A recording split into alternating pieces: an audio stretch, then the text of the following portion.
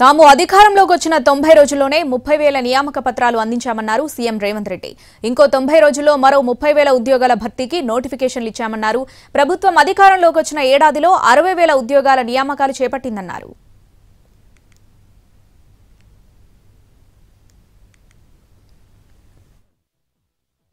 30,000 ఉద్యోగాలు 90 రోజుల్లో నియామక పత్రాలు ఇవ్వడమే కాదు, ఇంకొక 90 రోజుల్లో ఇంకొక 30,000 ఉద్యోగాలకి వాళ్ళ నోటిఫికేషన్లు ఇచ్చినాం.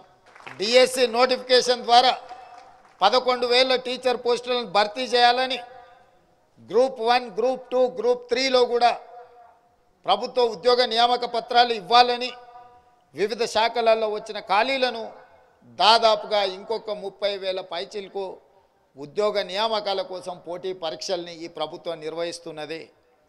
అంటే ఈ ప్రభుత్వం అధికారంలోకి వచ్చి సంవత్సరం తిరగకముందే 60,000 పైచిలకు ప్రభుత్వ ఉద్యోగ నియామకాలు అందించడం ద్వారా మా చిత్తశుద్ధిని నిరూపించుకొని నిరుద్యోగ యువకులకు ఈ ప్రభుత్వం పట్ల నమ్మకం, విశ్వాసం కల్పించి రాష్ట్ర ప్రభుత్వంలో ఏర్పడే ప్రతి ఖాళీని జాబ్ క్యాలెండర్ ద్వారా మీకు ఉద్యోగాలు అందించాలన్నదే మా ప్రభుత్వం యొక్క లక్ష్యం.